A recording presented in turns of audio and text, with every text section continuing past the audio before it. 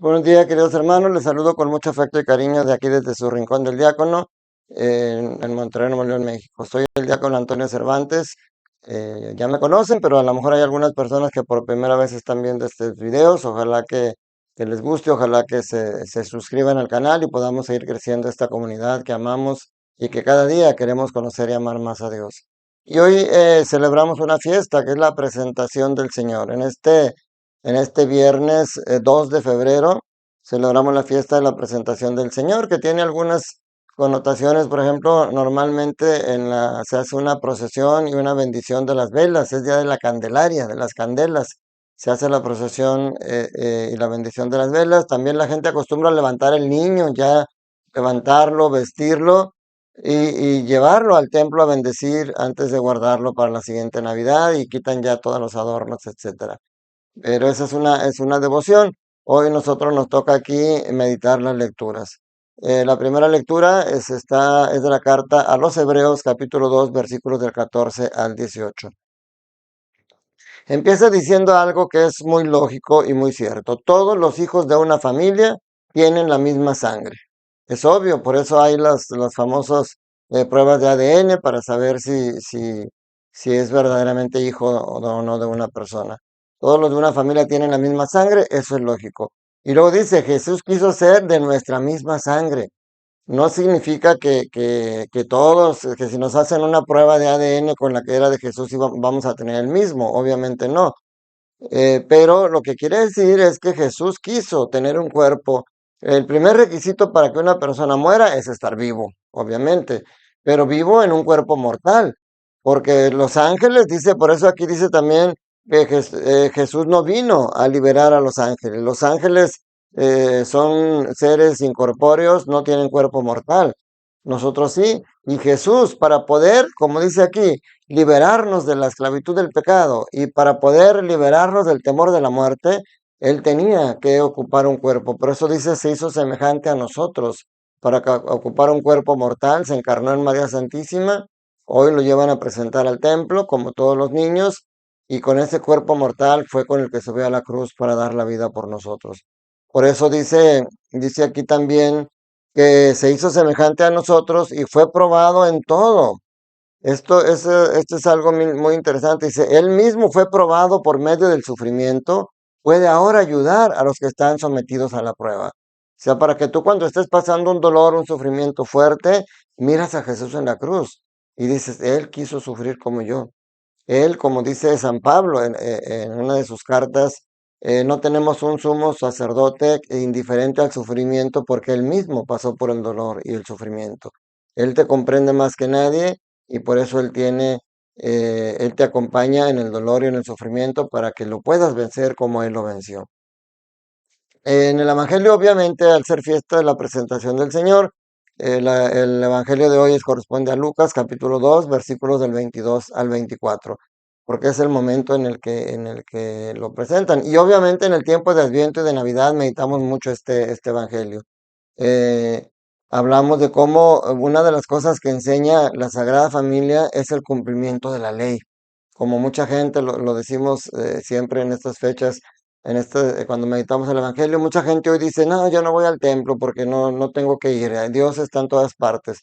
Ir al templo es también un mandato. Nosotros tenemos la obligación de ir al templo y aquí, y sobre todo los domingos, tenemos la obligación de asistir a misa y de ir al templo. Si tú crees que no tienes por qué hacerlo porque tú tienes todo en casa, pues mira, la Sagrada Familia cumplía con las leyes.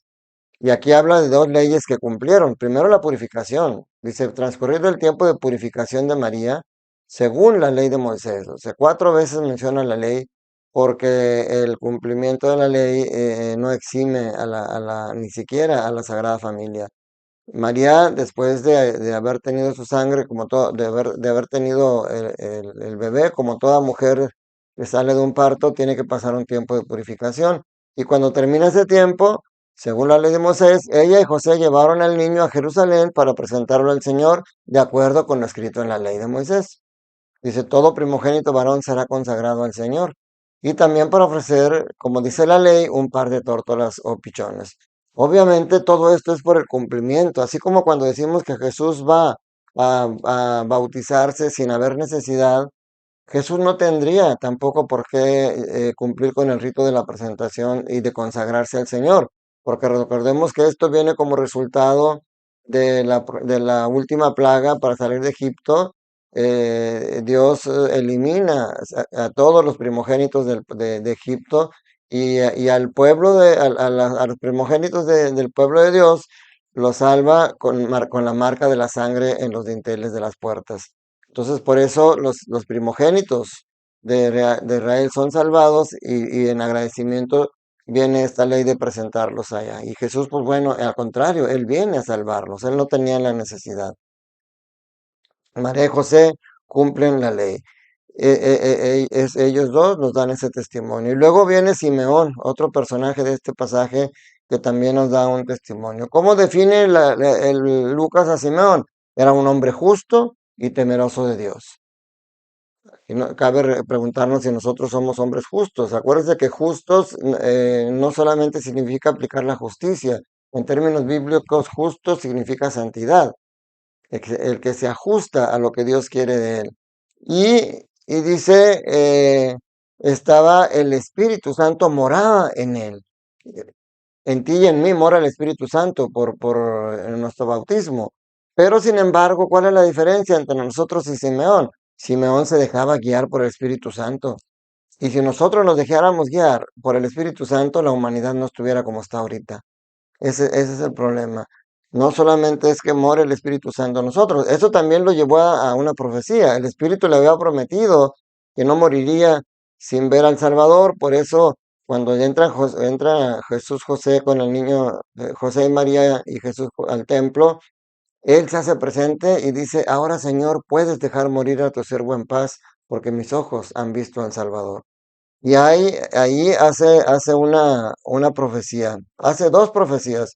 Una, una profecía relacionada con Jesús,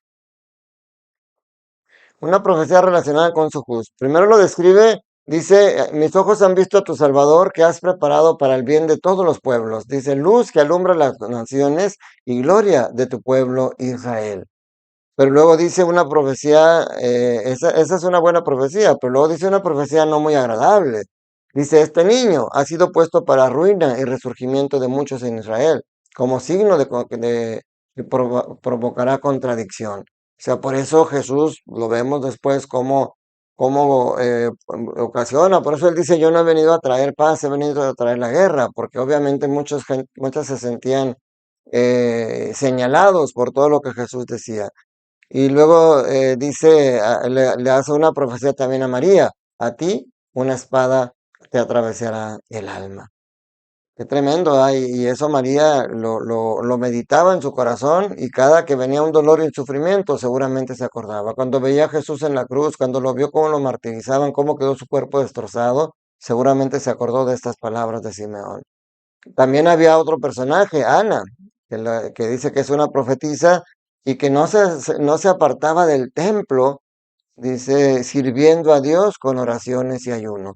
Yo aquí otras veces ya he meditado esto con ustedes. Obviamente, ustedes no pueden hacer como Ana, ni yo lo puedo hacer de no apartarme del templo. Tenemos obligaciones en casa, tenemos trabajo, tenemos que cumplir y no podemos estar en el templo 24/7 como dicen hoy.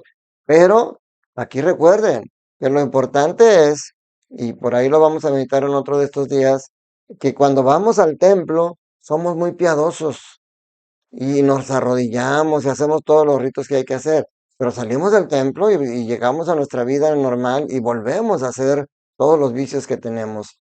Aquí ese sería el simbolismo de no apartarnos del templo, porque nosotros somos templo de Dios, que nosotros podamos tener esa misma devoción en nuestra vida, ese amor y ese respeto que le demostramos al Señor en la iglesia cuando vamos. Tenemos que seguirlo demostrando en nuestra vida diaria, siendo honestos, siendo amables, siendo trabajadores, siendo responsables. Y sobre todo, ¿qué es la otra cosa que hacía Ana? Hablaba del niño a todos los que llegaban. ¿Tú hablas de Dios? O te da vergüenza cuando le quieres platicar algo a unas personas de lo que Dios ha hecho en tu vida, te da vergüenza, te persignas a la hora, por lo menos a la hora de comer. O sea, hay muchas maneras en las que nosotros podemos hablar de Dios, no solamente con la boca.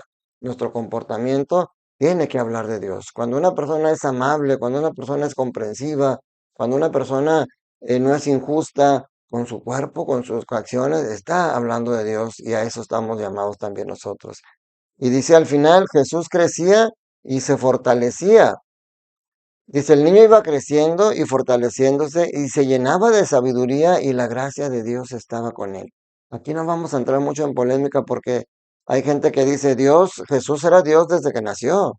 Él era consciente de quién era.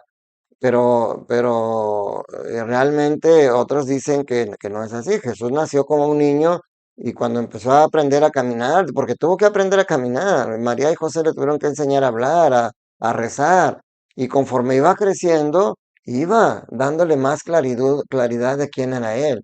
Por eso en los apócrifos que dice que de niño ya hacía milagros, pues eso no está escrito en ningún libro serio porque Jesús de niño era un niño. Sí, a los 11, 12 años el niño perdido hallado en el templo ya tenía un vistazo, pero él crecía y estaba subordinado a su familia. La gracia de Dios estaba con él desde que nació, pero se iba creciendo y fortaleciéndose físicamente, pero también se llenaba de sabiduría. Cada vez más iba teniendo claridad de quién era hasta que llega un momento en que ya empieza su vida pública. Pero bueno, este es el día, disfruten los tamales a los que les tocó el niño Jesús, antes decían le tocó el monito en la rosca, bueno, les tocó el niño, pues hay que pagar, hay que poner los tamales, disfrútenlos con moderación, pero sobre todo hagan mucha oración y que esta presentación del niño, del niño Jesús en el templo nos recuerde que tenemos que cumplir la ley. Los 10 mandamientos siguen vigentes y tenemos que cumplirlos. Que la bendición de Dios Todopoderoso, Padre, Hijo y Espíritu Santo, descienda sobre ustedes, sus familias, trabajos, escuelas y permanezca para siempre. Les mando un abrazo muy apretado, muy afectuoso desde aquí, desde Monterrey, Nuevo León, México. Que tengas un día lleno del amor de Dios.